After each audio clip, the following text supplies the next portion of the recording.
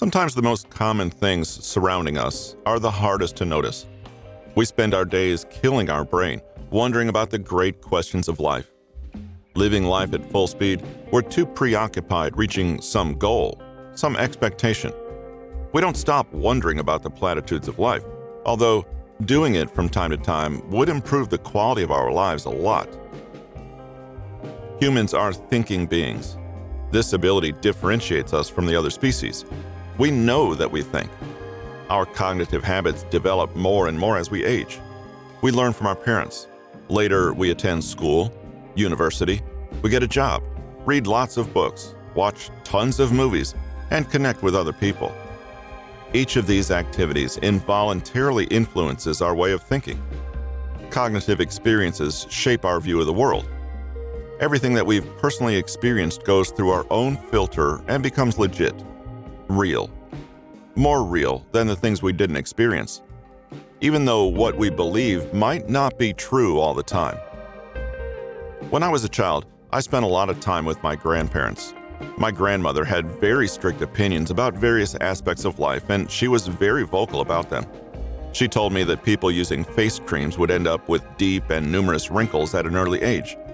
She also told me that I should never wear any kind of underwear but cotton ones, because they're the only hygienic kind.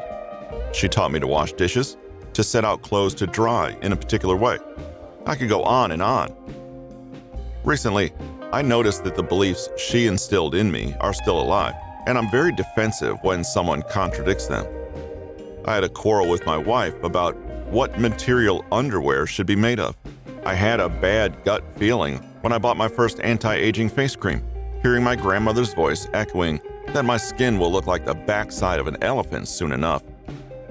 I started reading scientific articles about the unquestionable truths my grandmother told me. As it turned out, most of them were either outdated or genuinely wrong. I felt somewhat offended by the evidence showing me that I was wrong about so many things, and especially hurt that some raw, heartless science material contradicted my late grandmother, who gave me her best knowledge. It's so much easier to believe what we hear from our loved ones. If you're like me, you hardly ever question them. You don't run to verify what your dad said about car engine malfunction. You don't contradict what your mother says about marriage management. You have a cognitive bias toward those who touch your emotional mind.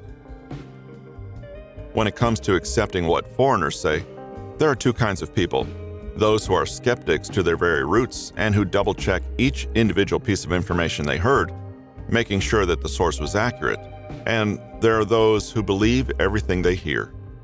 People are more inclined to believe information espoused by an expert, a professor, or famous people than they are to believe a nobody. Regardless of which group you belong in, you're positive your way of thinking is correct.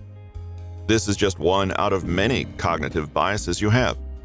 You think a lot about the everyday information that needs processing, but you hardly ever think about how you think and how to think. The moment you read this sentence, your blood pressure probably rose a bit, and you said to yourself, "I know how to think. I have a college degree. I have a successful business. This is proof that I know how to think." This happens with all of us. We process a lot of information. We accept it or reject it. Either way, it shapes our way of thinking. But what is our thinking made of? Why is it that the same concept can have totally different meanings for two people?